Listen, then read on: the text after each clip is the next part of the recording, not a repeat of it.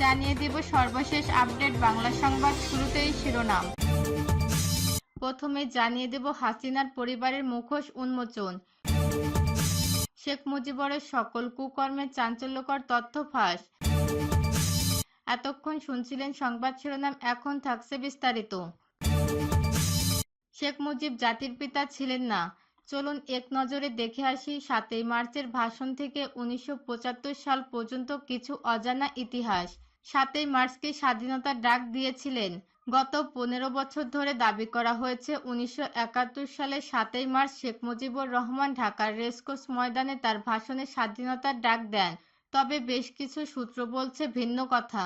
৭ই মার্চের ভাষণ সরাসরি মুক্তিযোদ্ধাদের শোনা অনেকেই সাক্ষ্য দিয়েছেন যে শেখ মুজিব ভাষণ শেষ করেছেন পাকিস্তান জিন্দাবাদ বলে। মুক্তিযোদ্ধা মতিউর রহমান রেন্টু তার আমার ফাঁসি চাই বইতে লেখেন, সেদিন শেখ মুজিব স্বাধীনতার ঘোষণা করেও করলেন না। তিনি মূলত ৪টি দাবি তুলে ধরেছিলেন পাকিস্তান সরকারের কাছে। যদি তার এসব দাবি মেনে নেওয়া হয় তাহলে তিনি ভেবে দেখবেন তিনি অ্যাসেম্বলিতে বসবেন কিনা। রেন্টু লেখেন, সেদিন বঙ্গবন্ধু পরিষ্কারভাবে স্বাধীনতার ঘোষণা না করে একটুখানি বাকি রাখেন। তিনি কেন সেদিন সরাসরি ঘোষণা করলেন না তা নিয়ে রয়ে গেছে এখনও রহস্য। এমনকি রেন্টুর বিশ্লেষণে উঠে আসে, সেদিন যদি শেখ মুজিব পাকিস্তান থেকে নিজেদের আলাদা রাষ্ট্র হিসেবে ঘোষণা করতেন তাহলে ১২,০০০ মাইল দূর থেকে পাকিস্তান সেনা অভিযান পরিচালনা করার সুযোগই পেত না এবং কোনো প্রকার রক্তপাত ছাড়াই দেশ স্বাধীন হতো। ২৫শে মার্চের রাতে শেখ মুজিব যখন পাকিস্তানি হানাদার বাহিনী নিরস্ত্র বাঙালিদের ওপর নির্মম গণহত্যা চালায়, সে সময় শেখ মুজিবরের ভূমিকা নিয়ে উঠেছে প্রশ্ন।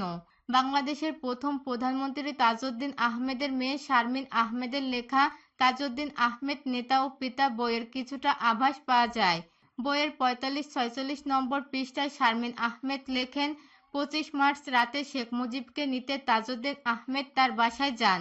তাদের পূর্ব পরিকল্পনা ছিল যদি পাকিস্তান সরকার সামরিক অভিযান করে তাহলে তারা আত্মগোপনে গিয়ে যুদ্ধ পরিচালনা করবেন।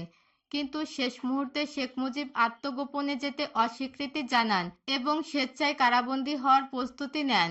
শুধু তাই না, পূর্ব সিদ্ধান্ত অনুযায়ী তাজউদ্দিন আহমেদ স্বাধীনতার ঘোষণাপত্র ও একটি টেপ রেকর্ডার নিয়ে গিয়েছিলেন, কিন্তু বঙ্গবন্ধু সেই ঘোষণাপত্রে স্বাক্ষর করেননি এবং মৌখিকভাবে ঘোষণা দেননি।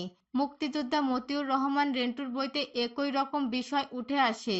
তিনি লেখেন, ২৭ তারিখ সকালে মেজর জিয়াউর রহমান কালুরঘাট বেতার কেন্দ্র থেকে ২টি ঘোষণা দেন। প্রথমবার তিনি নিজের স্বাধীনতার ঘোষণা দেন এবং দ্বিতীয়বার শেখ মুজিবুর রহমানের পক্ষে ঘোষণা দেন। যদিও শেখ মুজিব সে ঘোষণা দিতে আসলেও বলেছিলেন কিনা তা নিয়ে রয়েছে বিতর্ক। স্বাধীনতা পরবর্তী শেখ মুজিব মুক্তিযুদ্ধের পুরো ৯ মাস শেখ মুজিবুর রহমান বন্দী ছিলেন পাকিস্তানের কারাগারে। ১৯৭২ সালের ১০ই জানুয়ারি তিনি ফিরে আসেন দেশে। এরপর ১৯৭৫ সালের ১৫ই আগস্ট সপরিবারে তাকে নির্মমভাবে হত্যা করা হয়। তবে ৭২ থেকে ৭৫ এর ইতিহাস আমাদের অনেকেরই অজানা। এ সময় আওয়ামী লীগ সরকার তথা শেখ মুজিবের ঘনিষ্ঠদের বিরুদ্ধে উঠে সীমাহীন দুর্নীতি, স্বজনপ্রীতি ও দেশে একদলীয় শাসন ব্যবস্থা কায়েম করার অভিযোগ। ১৯৭২ সালে যখন শেখ মুজিব দেশে ফিরে আসেন তখন তার রাষ্ট্রপতি হওয়ার কথা ছিল, কিন্তু তিনি ভালো করে জানতেন যে বাংলাদেশের সংসদীয় গণতন্ত্র ব্যবস্থায় রাষ্ট্রপতির কোনো ক্ষমতা নেই, আর তাই তিনি তৎকালীন প্রধানমন্ত্রী তাজউদ্দিন আহমেদকে সরিয়ে নিজেই হয়ে যান প্রধানমন্ত্রী। শারমিন আহমেদ তার তাজউদ্দিন আহমেদ নেতা ও পিতা বইয়ের ১০৪ নম্বর পৃষ্ঠায় লেখেন, ৭২ সালের ১০ই জানুয়ারি বিশাল জনসভায় যখন শেখ মুজিবকে সংবর্ধনা দেওয়া হচ্ছিল তখন তিনি তাজউদ্দিন আহমেদের কানে কানে বলেন, তাজউদ্দিন, আমি কিন্তু প্রধানমন্ত্রী হব। যেই কথা সেই কাজ। মুজিবনগর সরকারের অস্থায়ী সংবিধানকে সরিয়ে দেয়া ১১ তারিখ নতুন সংবিধান জারি করে ১২ তারিখ তাজউদ্দিন আহমেদকে সরিয়ে তিনি নিজেই হয়ে ওঠেন প্রধানমন্ত্রী। গণপরিষদ সদস্য পদ বাতিল আদেশ ২৩/১৯৭২। ১৯৭২ সালে শেখ মুজিবুর রহমান একটি আইন পাশ করেন, গণপরিষদ সদস্য পদ বাতিল আদেশ ২৩/১৯৭২। এই আইনের বলে তিনি যখন যা ইচ্ছা সংসদ সদস্য পদ বাতিল করতে পারতেন, অর্থাৎ সংসদে শেখ মুজিবের বিরুদ্ধে কেউ কথা বললেই বাতিল হয়ে যেত তার সংসদ সদস্য পদ। এই আইন পাশের মাত্র ৩ মাসের মধ্যেই ৪৬ জন এমপিকে বরখাস্ত করা হয়। রক্ষী বাহিনী ৮ ফেব্রুয়ারি ১৯৭২ সালে আরও একটি আইন পাশ করেন, শেখ মুজিব জাতীয় রক্ষী বাহিনী আইন।